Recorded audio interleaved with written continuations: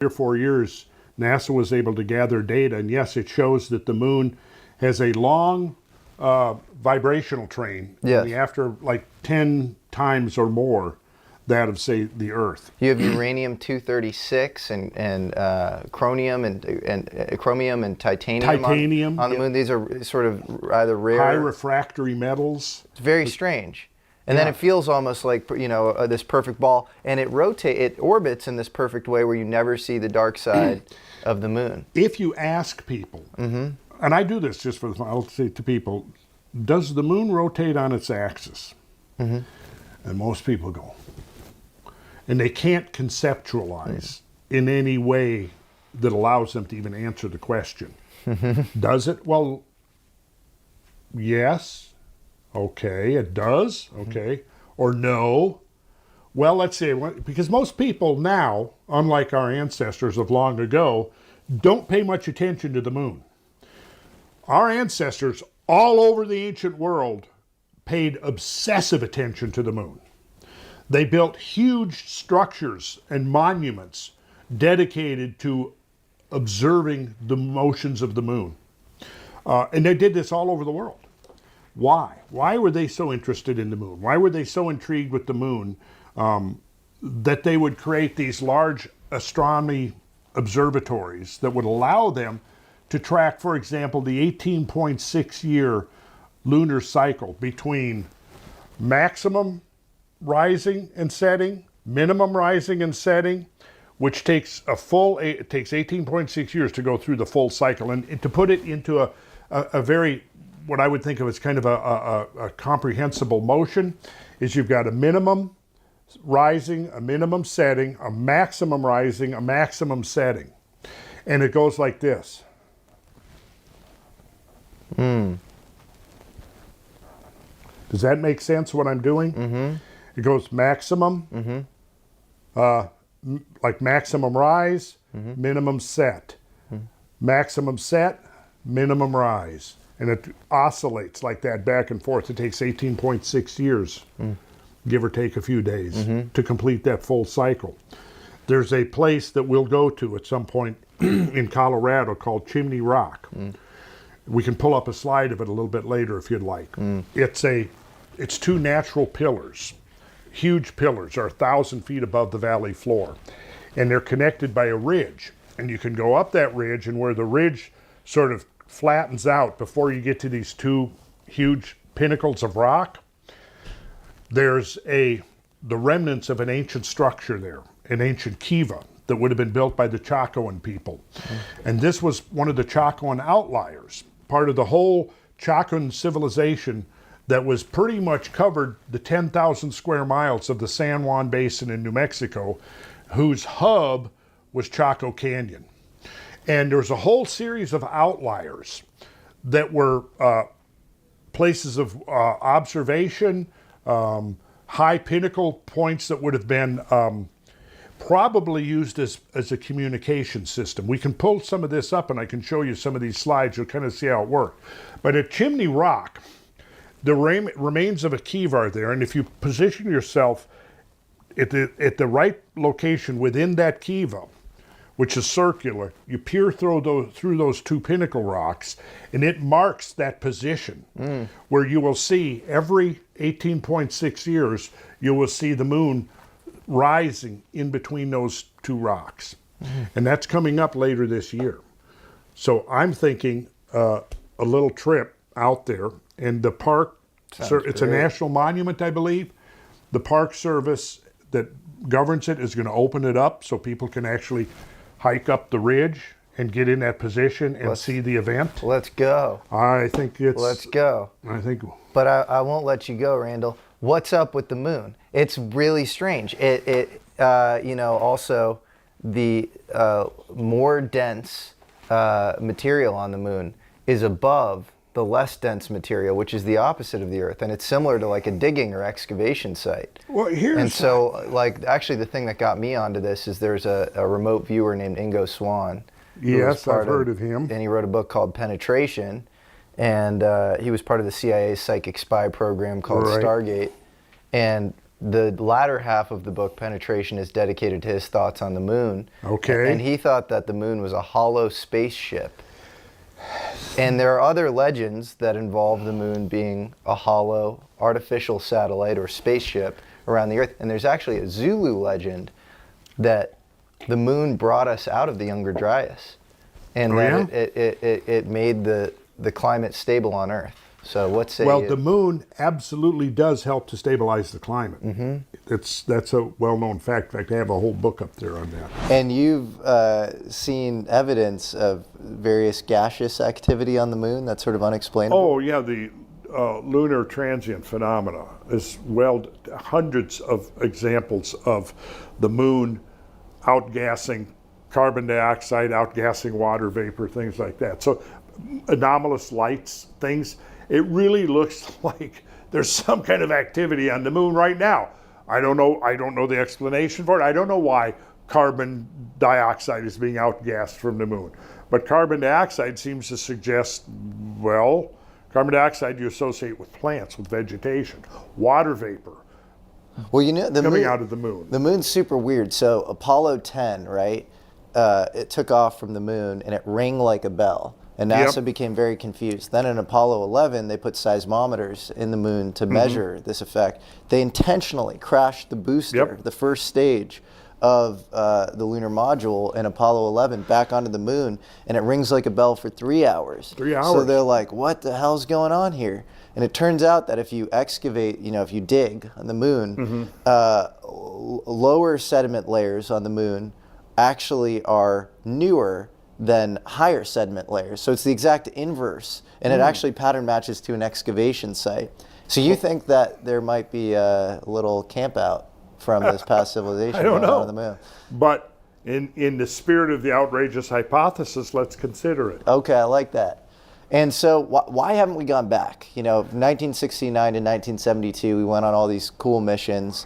You had the NASA Saturn program, the Apollo programs, and we don't seem to be able to go back. You even have NASA admins saying we lost the technology. Like that's not even like a controversial conspiratorial thing to say. Right, The more conspiratorial thing would be that was a hoax or whatever. The more prosaic explanation is that Nixon decided to pull the plug on the Apollo program because the Vietnam War was costing us so much money and we were going into debt that he didn't feel like we had enough money to continue the program, so they decommissioned the whole Saturn rocket fleet, which was really dumb and stupid, but that's what they did. And so, you could make the argument, well, the Vietnam War won out over the Apollo program. There was probably more to it than that, but I don't know what that would be unless something was found that, However, what might have been found? I don't know. And there are civilizations pre-moon that talk about the moon not existing, and then there's Sumerians talk about the pre-moon civilizations. And so, what's up? I don't think that means what people think it means, because here's why. I think that it means something very interesting. But obviously, if you had the moon arriving into Earth orbit during the time that humans would be here, the arrival of the moon into Earth's orbit would be an extraordinary event, and it would be profoundly catastrophic. So how do you think the moon formed? That's part of the mystery. Come on, Randall. Well, see, I don't necessarily have all the answers on that, but Yeah, I will got say something. this. As far as the moon, the structure of the moon, you're right that the moon is much less, is slightly more than half as dense as the Earth. So the interesting thing about the moon is if you get enough mass together, the gravitational attraction will overcome the resistance to deformation of the material. What that means is that if you have a small object, like say for example, an astronomical object like Phobos or Deimos, the moons of Mars, they're not spherical. There's not enough mass there to overcome the rigidity of the material. Hey, American Alchemy fans. After years of trying pretty much every shaving product under the sun, I finally found something that I love. It's called House of Atlas. I use it every day. House of Atlas's razor kit has raised my grooming game in the biggest way. The razor leaves you with the smoothest shave you'll ever get. They have precision shave cream, calming aftershave. Seriously, I don't know what they're doing with this blade, but it leaves my skin feeling silky smooth. With its 5 US-made stainless steel blades and that high-performance serum strip, it glides through my facial hair for an incredibly close, comfortable shave. They also have one of the most luxurious feeling and precision guiding shave creams and a very calming aftershave. Their shave cream has a thick, rich, special formula that gives me a clear guide for an even shave, and the aftershave leaves my skin feeling cool and refreshed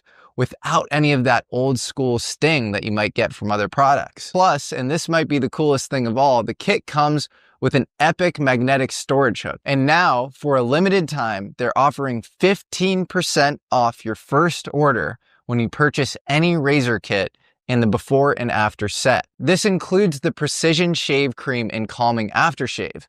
Use code Jesse, Jesse, at houseofatlas.com. That's houseofatlas.com with promo code Jesse, Jesse, for 15% off your new razor kit and before and after set. So stop wasting money and time on shaving products that don't look good, aren't effective, and cost way too much. Visit houseofatlas.com today. Trust me, you'll love it as much as I do. There's not enough mass there that the gravity attraction, the internal gravity, can overcome the resistance of the material and cause it to deform. Somewhere between, say, the moons of Mars and the moons of the Earth, you will get enough mass where it does overtake, the gravity will overwhelm the rigidity of the material.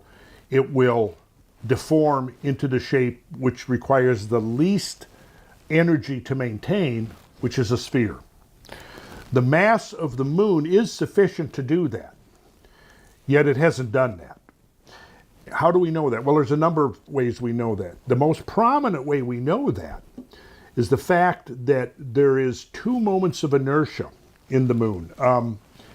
Let's see, grab like one of those wooden compasses off the top right there. I think, yeah, one of those. Let's see, will that work?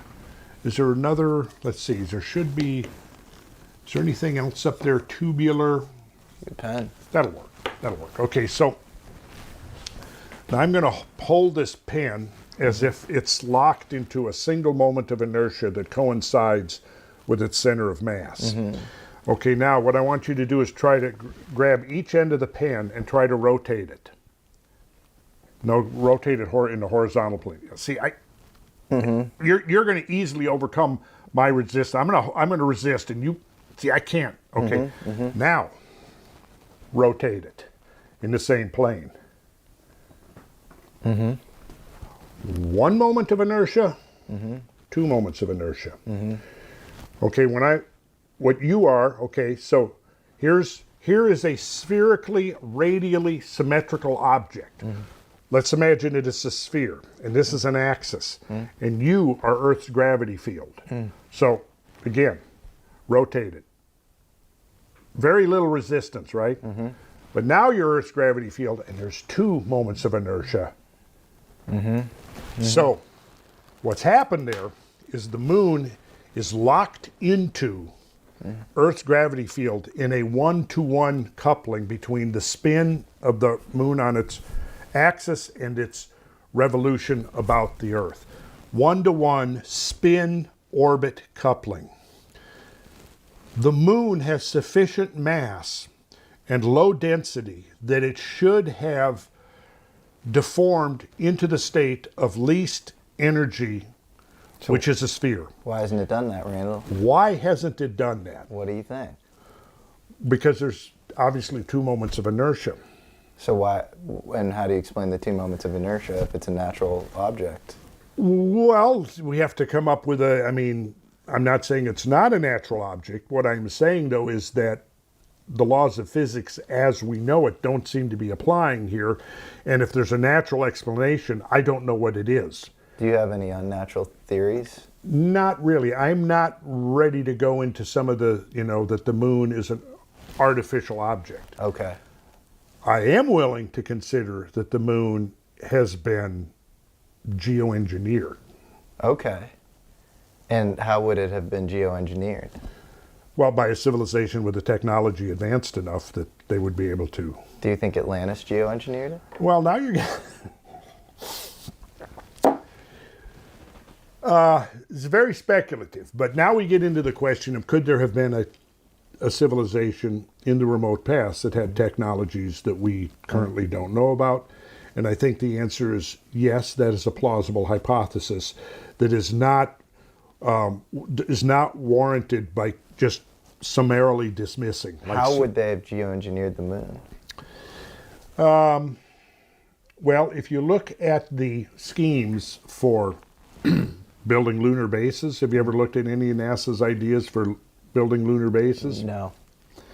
I should pull up something here. If I've got it handy, I will pull it up. Basically, the main problem with building a colony on the moon or any kind of a facility on the moon is cosmic radiation. Right. So how do you solve the problem of cosmic radiation to which you are going to be subject on the surface of the moon? You need some protective shielding, maybe a magnetic protective You shielding. could, which means you're thinking immediately something like one of the schemes is, and if I can find it here, I'll pull it up. One of the schemes is a dome-like structure. Yeah, something like that. Yes, you could do that. Or what would be another possibility?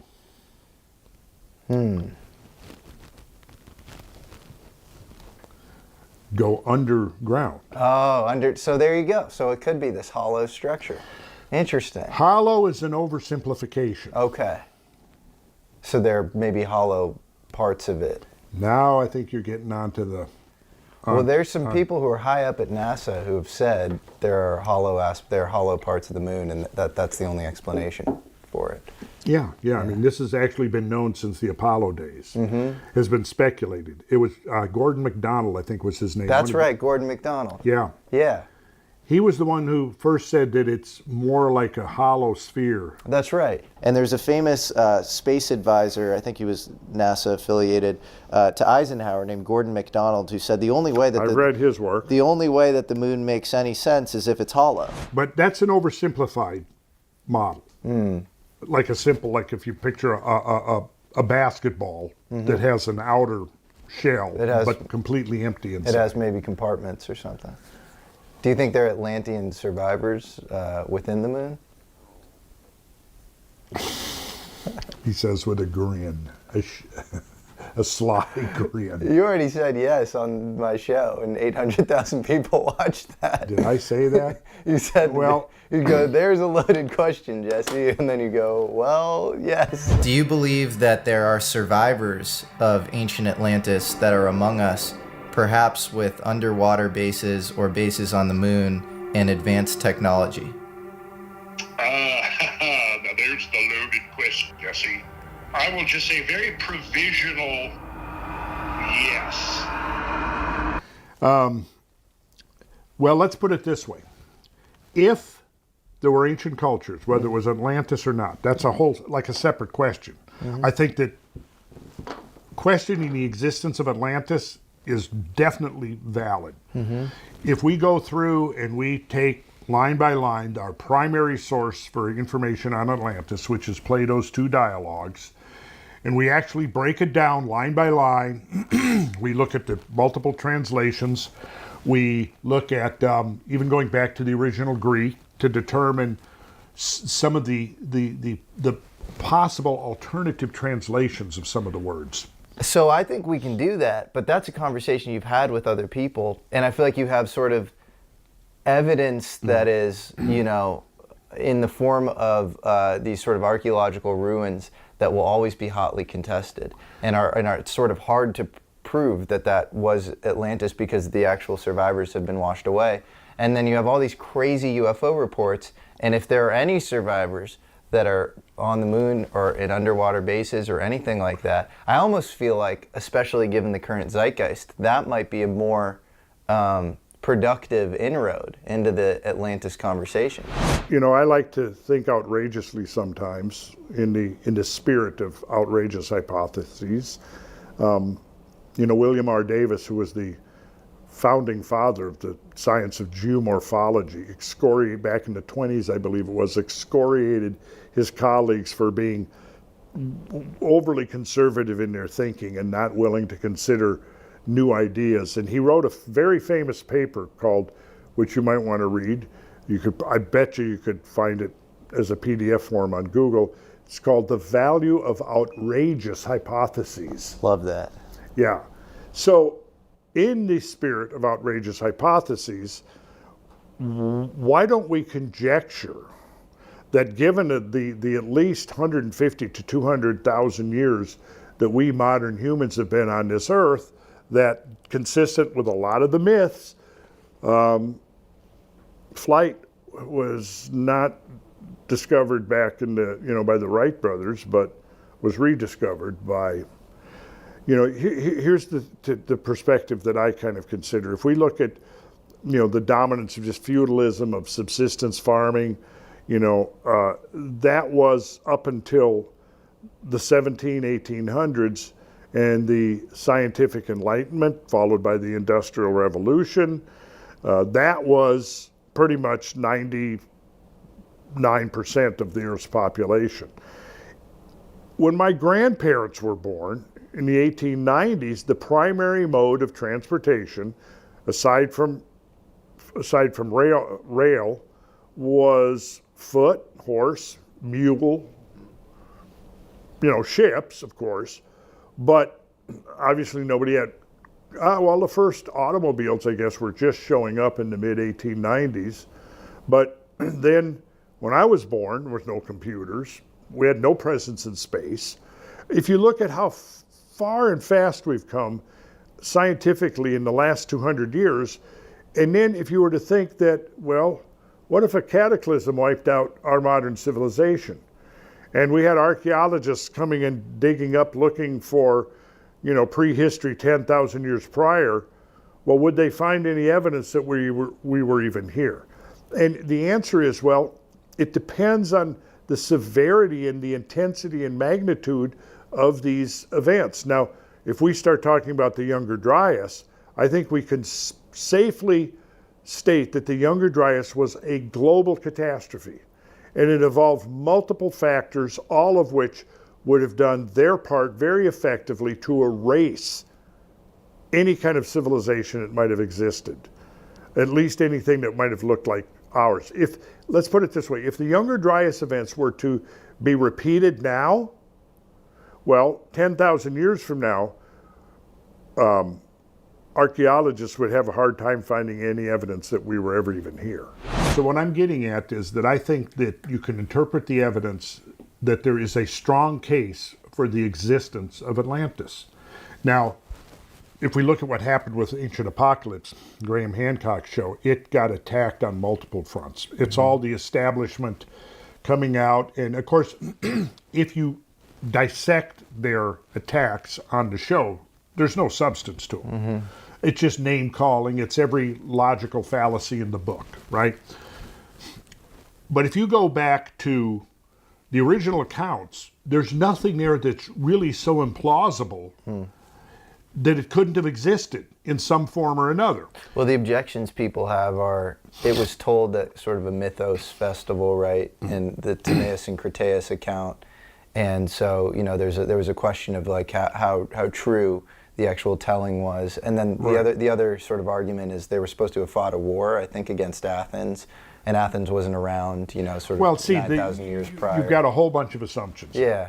If you go back to, the late Ice Age times, you go back to the times that Plato is talking about, and his date is very interesting.